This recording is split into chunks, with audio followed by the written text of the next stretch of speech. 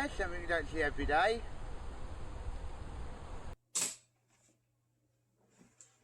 Would you believe me if I said that that's one of the less crazier scenes in the movie?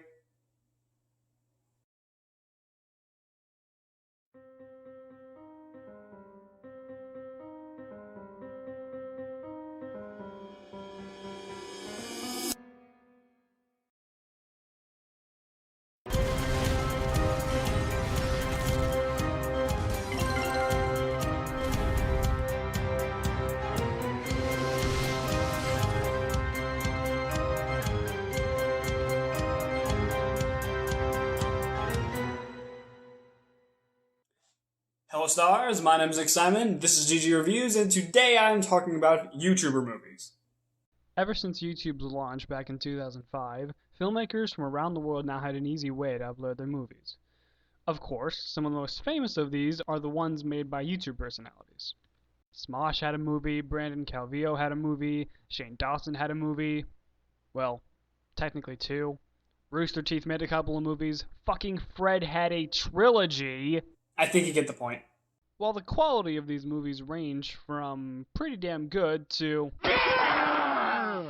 there's one movie that exists outside those two categories. A movie that exists in a sort of twilight zone of film quality. For every great scene, there's a terrible one. For every joke that lands, there's one that misses. That movie is The Dark Knight Stumbles.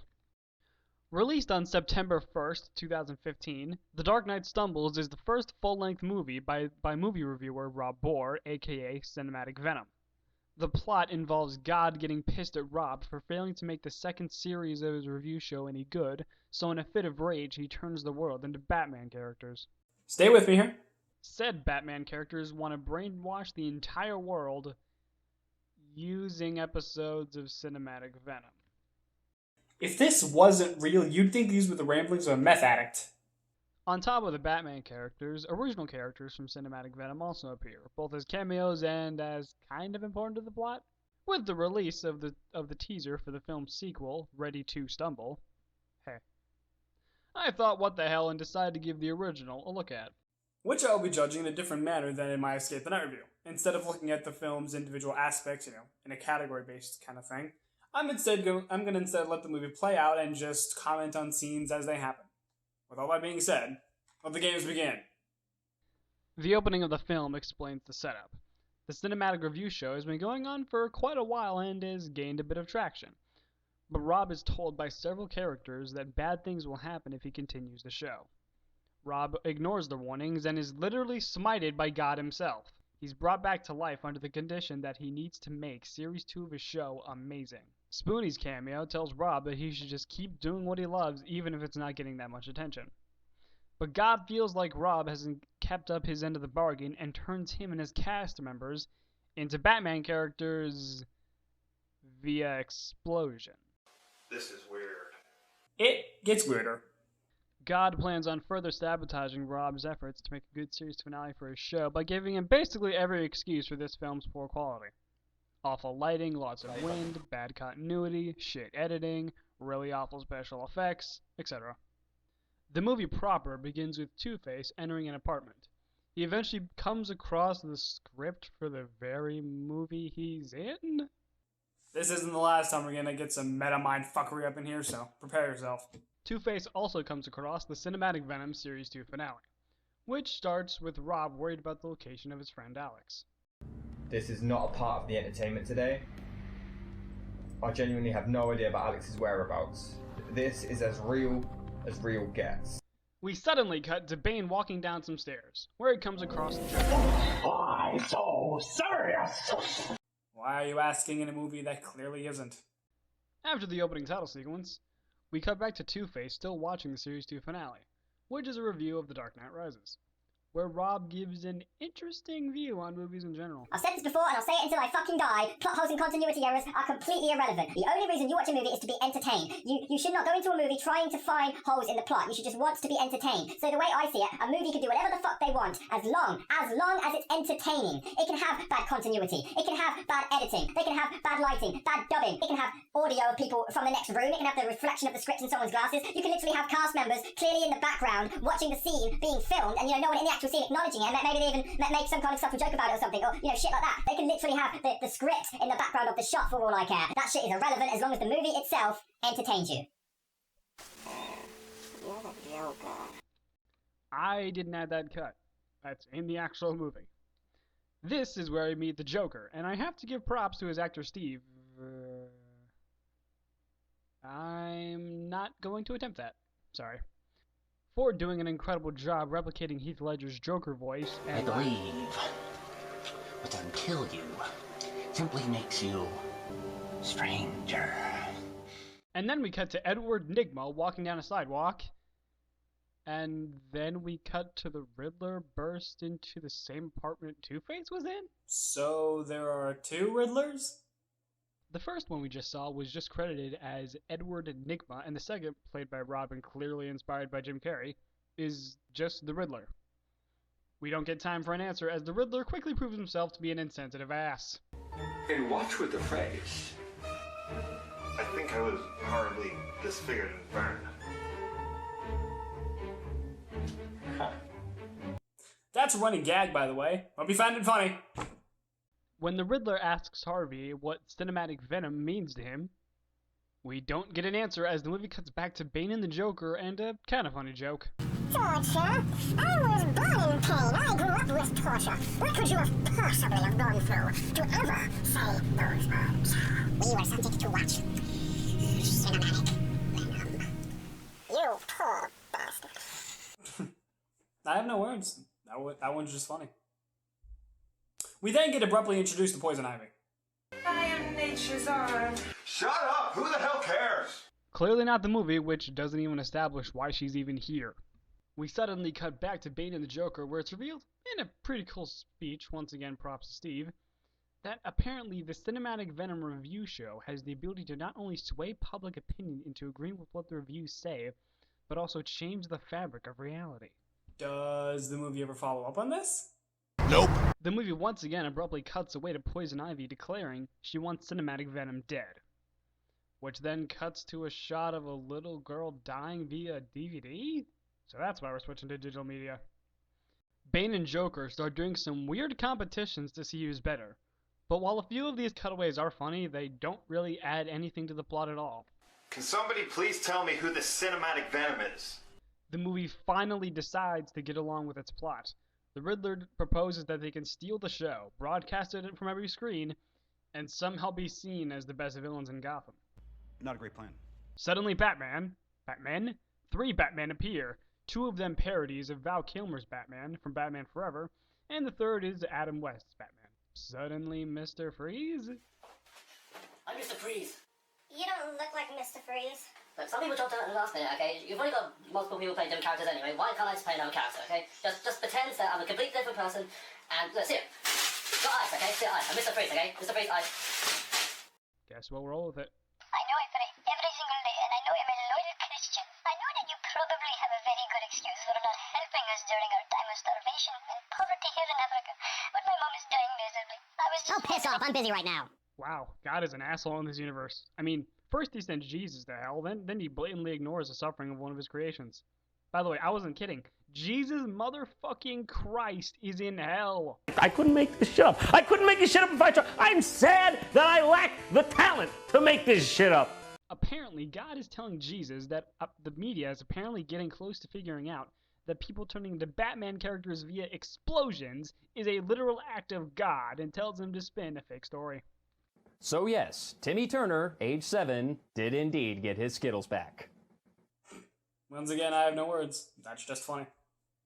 We get a song from a parody of Christian Bale's Batman, who basically reveals to the world his secret identity for reasons I cannot fathom. His Robin, that he never actually had in the Dark Knight trilogy, no, Blake does not count, explains that due to the radiation from God's worldwide explosions, everyone now believes that they're fictional characters from the Batman franchise. The song abruptly cuts off for a scene with the Penguin and some guy running past the camera. Then it cuts to a rapper rapping about the Dark Knight Rises. Then we cut to... Wow, Mr. J! I didn't realize you're so excited to see me! I just came. Something that might get me demonetized. We then cut to a random Spider-Man cameo. You're in the wrong fucking movie. I don't even know what the hell's going on around here. My thoughts exactly. You guys want to hear something funny? Everything I just described up till now, first 30 minutes of the movie. Yeah, the first 30 minutes of the 104-minute movie. Pray for me. Actually, wait, don't. God is kind of an asshole in this universe, and I don't want to get smited. We cut to God after an unfunny Rocky joke to finally get the movie's plot moving. God sends reinforcements in the form of Whitey G. Wiggerman and this one other guy whose name I don't know. The three Batman fight among themselves again as Poison Ivy seduces and kills Whitey with a kiss of death. The montage and sad music signals I'm expected to care and feel sad, but considering he was literally killed minutes after being introduced, eh.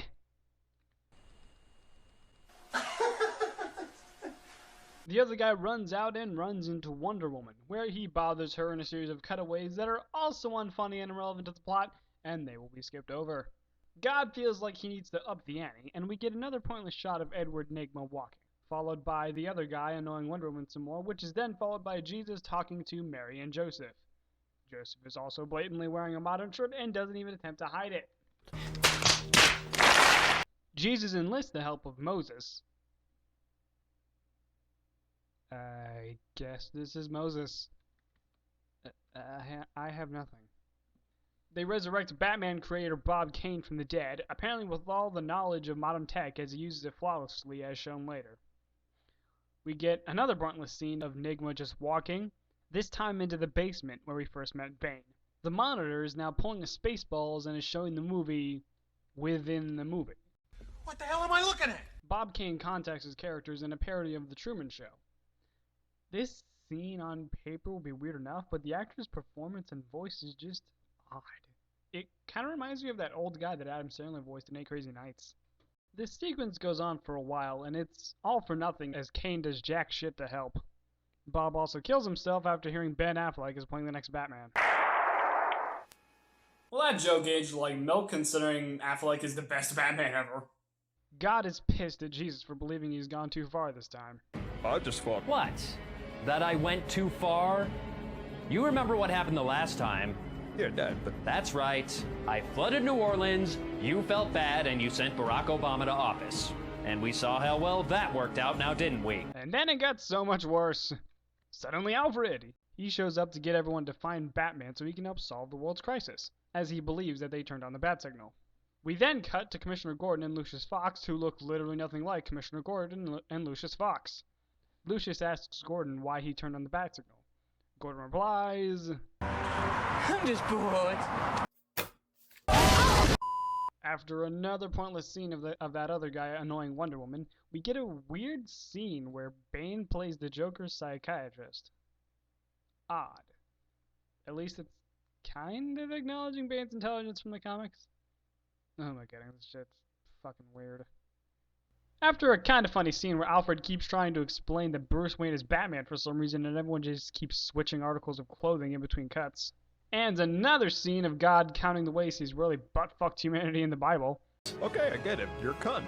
Alright. And this time is no different. God sends the main characters to fight to the death. But first, Bane sings. For no reason. We're skipping this. Everyone finally arrives at the battleground, and a shit-tacular slow-motion fight ensues. I've got you, Ma! He's not Batman! Alright, that one got a laugh out of me. That was good. The fighting continues as God laughs like a goddamn maniac, and then we cut to this. I wanna go over to you and just go stop your face. I wanna I don't know how I would face. Am I allowed to have this in the review, or am I going to get copyright claimed? Smoking. It's because I'm green, isn't it? You sunk my battleship. Joygasm. In case I don't see ya, good afternoon, good evening, and good night. Hey, Two-Face, show me how to punch a guy. Well, it's dead simple. You ball up your fist, pull way back, and assert yourself. Ooh, that looks like fun. Here, let me try. Ball up the fist, pull way back, and assert your... After cutting to Bane and Joker having an arm wrestling contest, we cut to Edward Nygma just walking again. And then we cut back to Bane and Joker about to have a race. We then cut back to the battlefield where Batman / Mr. Freeze are beating themselves up.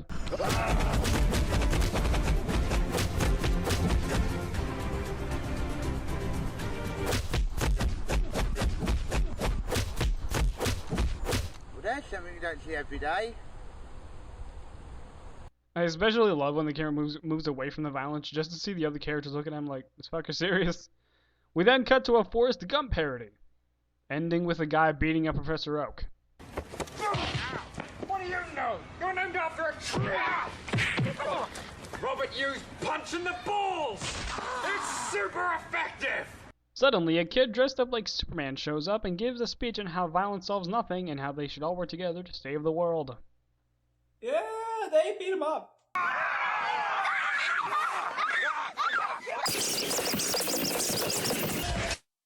Now let's go back to kicking each other's asses. The characters go back to fighting each other, and Jesus decides to use his last resort.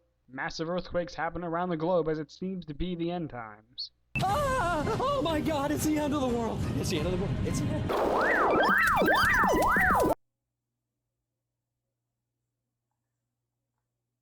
You're expecting me to make some kind of joke where this is the best scene in the movie because two girls are kissing, right? Wrong. While this scene is pretty funny, the standout has to be this. This shit deserves to be a fucking meme and is absolutely going on my thumbnail.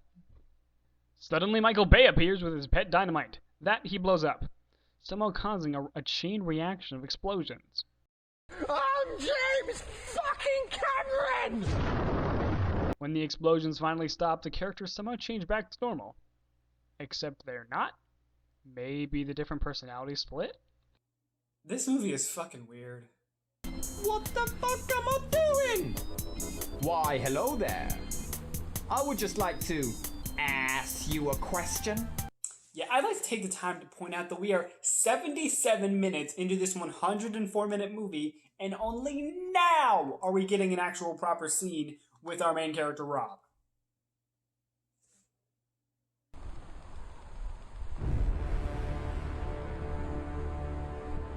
You had a gun this whole entire time and he didn't even use it? I like to build suspense. That would be a first for this movie. I don't think we should kill him anymore. What? Ever since Michael Bay showed up, I've gotten a strong urge to not kill these people. It's like my free will is being affected or something. It's fucking weird. Oh, well that kind of came out of left field there, Riddler. You mind explaining? Nope, we're gonna move on. Bale's Batman arrives at Bane and the Joker's apartment, I guess, and demands to speak to Bane alone. Oh, does anybody know where the drugstore is? Just beat it! The three Batmen, plus Batgirl, race to the Batmobile, which, despite being a regular car, is a much more convincing crime-fighting vehicle than Robert Pattinson's. The movie cuts back to Bane and Baleman talking about how Bane isn't actually Bane. Something we've all figured out by now. The movie then cuts back to the three Batmen arguing about who's driving, and Batgirl, like the audience, is sick of this shit. I'm Batman! Rachel! God damn it, why didn't they give me? This is about you. I've come here to talk to you today. Rachel! It was the same fucking joke, come on! The three Batmen meet up with the villains after losing Batgirl, where the Riddler apparently decides to kick his own ass a la Liar Liar. Because Jim Carrey reference. Also, Arnie reference. Put the cookie down! Now! Batgirl also runs someone over for basically no reason. Baleman continues to explain things we already know. The villains are saying they want to kill Rob, which we already know. Then Catwoman shows up, whom we don't even get to know, considering this is literally her only scene. What a waste. Baleman says that should Series 3 of Cinematic Venom be made, bad things will happen and that Rob shouldn't be trusted. Then for some reason acts surprised when fucking Bane suggests murder. You must trust me! Believe the Batman! Rob, having escaped the Batman villains off screen, starts ranting to God about he was never there for him. When I needed you, where were you? Nowhere. When I needed you, I called to you. And you ignored me. Rob, look.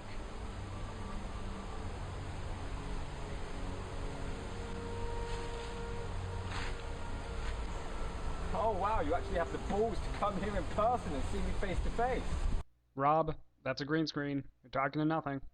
God reveals he actually thought Series 2 was amazing and explains why he broke his promise. He feels Rob has been overly dependent all his life on other people because when he tried to do things on his own, he'd fail in spectacular fashion.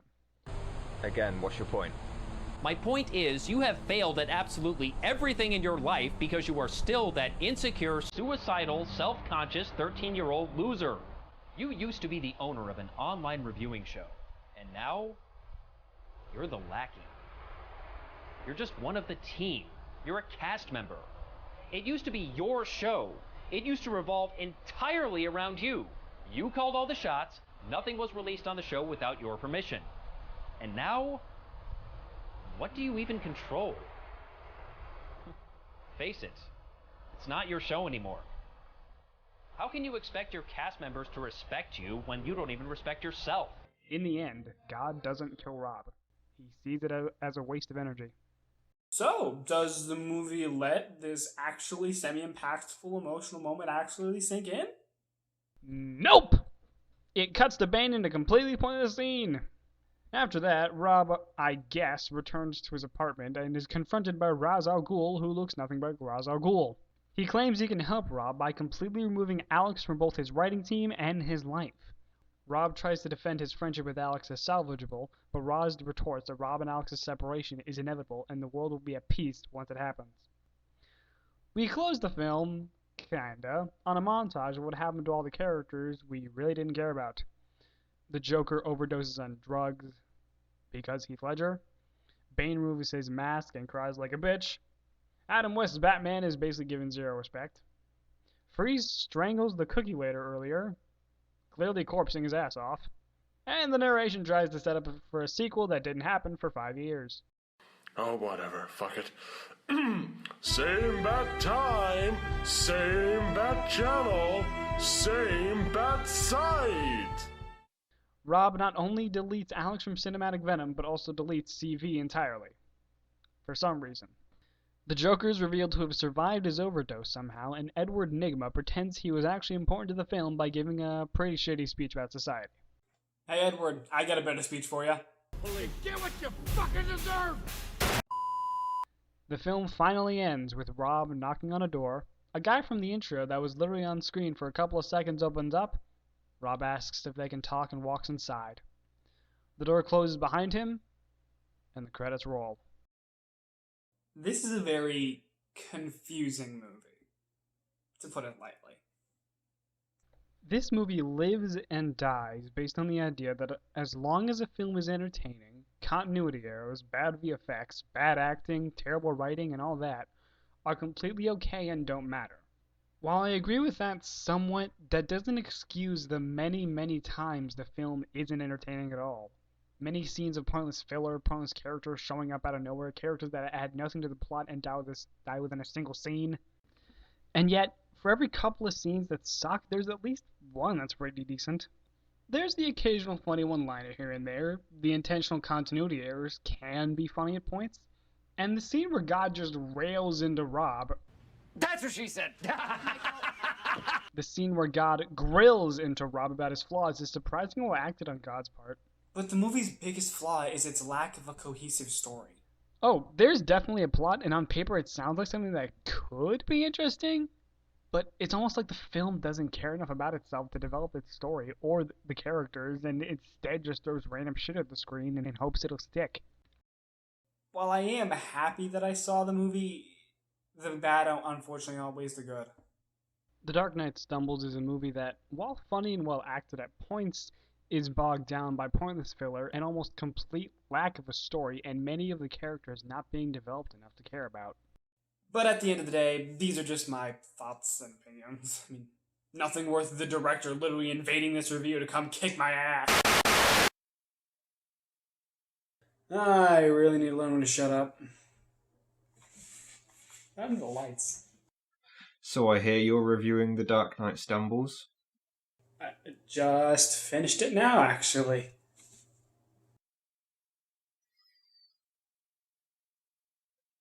You're not gonna ask God to smite me, are you?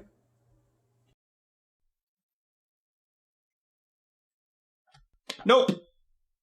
What? I mean, I quite enjoyed the review. Good job, man. Good job. So why are you here? Oh, just to promote Ready to Stumble. Fair enough. So The Dark Knight Stumbles obviously wasn't very good, but Ready to Stumble is on another level, and I'm not sure when it's coming out, but we have upped everything. The stakes, I mean, the kick-ass is in it. Kick-ass. Do you need any other kick-asses there? Batman is back, both versions, because apparently you can never have too many Batman.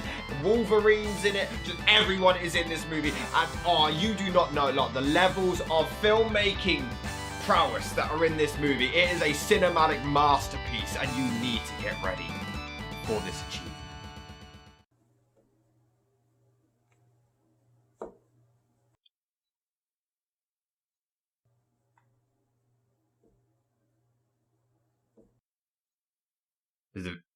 Is the video still going? Apparently. Your review is over, right? Yeah, the review's over. Is there something you want to ask me? Can I get a cameo on Ready to Stumble?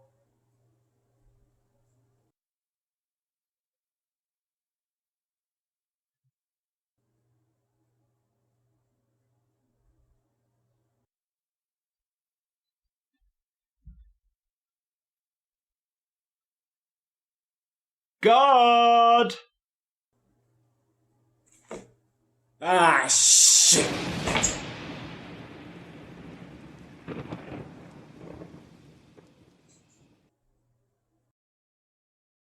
Hey everyone, Nick here. This no live action post review thing like last time. It's just gonna be me behind the mic. So yeah, thanks for watching the video. Special shout outs to Cinematic Venom Rob for graciously doing a cameo. I honestly didn't think he'd do it. I actually didn't think it. By the way, he actually did like the review. I didn't write that into the script because I don't know. Making a popular YouTuber say my contact doesn't suck. No, he actually did enjoy the review, which is why he did the cameo. I don't know why the fuck he would cameo if he hated the video, but besides the point, yeah. So yeah, links to Rob's channel, Rob's Cinematic Venom channel, links to the movie will also be in the description, as well as his review, because he did a review of it, so check that out. And also the link to the trailer for Ready to Stumble will also they'll all be in the description below, so check out Rob, give him some love. He's an awesome content creator, he's really cool. With all that being said, thank you for listening. Thank you for listening to my rambling, and, have a good night.